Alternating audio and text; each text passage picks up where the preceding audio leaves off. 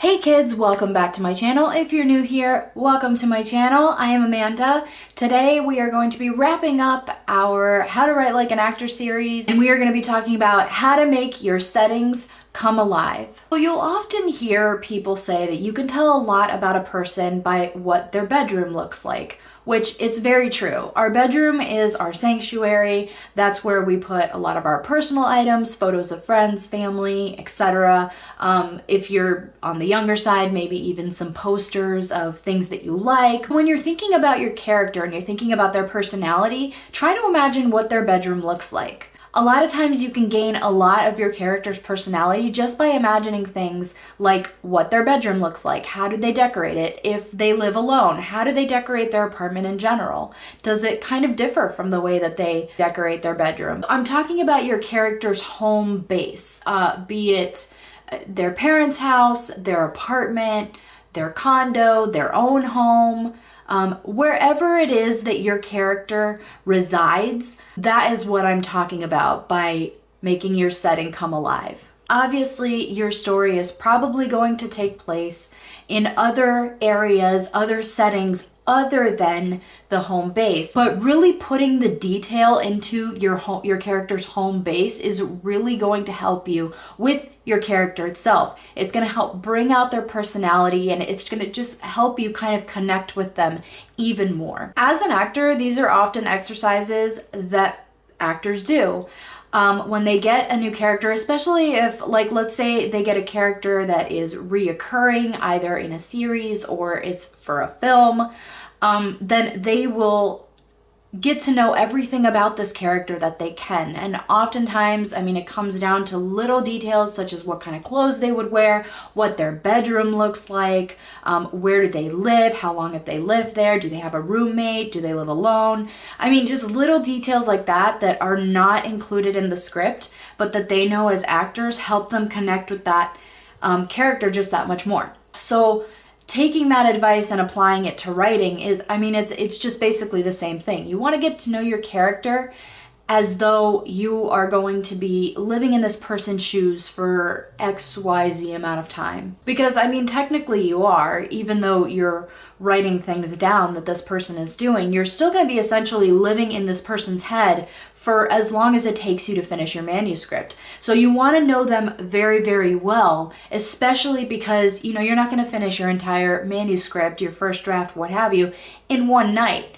So you're going to have to start and stop again, start and stop again. And you want to know your character so well so that when you've stopped and then you pick it up again the next day or a few hours later, you're still consistent with your character's personality. When you first start doing this, it's going to be your instinct to give your characters interests and things that you like. Music, movies, favorite color, etc., etc. You're gonna tend to want to give them things, you know, music that you like, your favorite color, your favorite movies. It takes a little bit of practice, but try to separate yourself and think about this, you know, the personality traits that you've already given this person, and try to literally step into their shoes.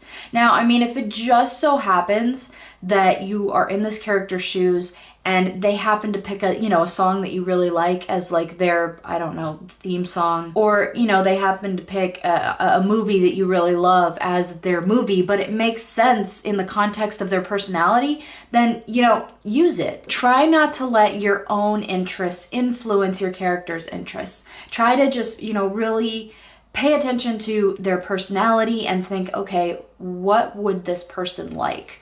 Because the tighter that you know this person, the tighter that your writing is going to come out, because you're writing through this person's perspective, but you're just so inside their head that it's going to come out that way. Typically what I do for every single story, I have done it for years, is whether or not I write any kind of scene in my character's home, whether or not I write a scene that way, I will go on like realtor.com or any like real estate site and look up places for sale in the city that my story takes place in. And I will find the apartment that I think best reflects my character. Like, yeah, that person would totally live there.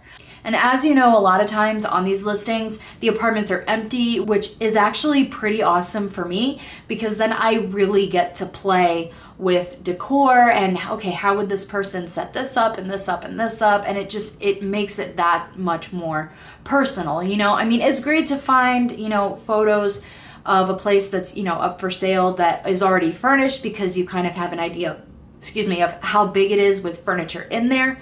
But I mean, you know, having an empty space works great too, and it, in some cases works better. I do this whether or not I write a scene that takes place in my character's home. And the reason being is because, again, a person's home is their sanctuary, and you can tell a lot about someone's personality when you walk into their home. You get, you know, a feeling, there's a mood in the air, and, you know, that depends a lot on the decor. It depends on, you know, is this person messy? Are they dirty? Hopefully not. Are they very, very clean? You know, you get feelings when you walk into people's homes. You know, sometimes you walk into a friend's home and you just get like a very warmy feeling. That's probably because there's a lot of love in that home. So, you know, you want to pay attention to those things because, again, it's only going to serve you in the purpose of getting to know your character that much more, and it's just really going to help you in your writing. And that's all I got for you today, kids. That wraps up the How to Write Like an Actor series. If you like the content today, please give me a thumbs up. There's also a subscribe button to your right, so feel free to click that. Ding the little bell so that you get notifications every time I post a new video. I post every Wednesday and Friday. Be sure to follow me on social media if you are not already. I am on Instagram, Twitter, Snapchat. All the info will be down below. I just wanted to add that this month is National Sex Trafficking Awareness Month.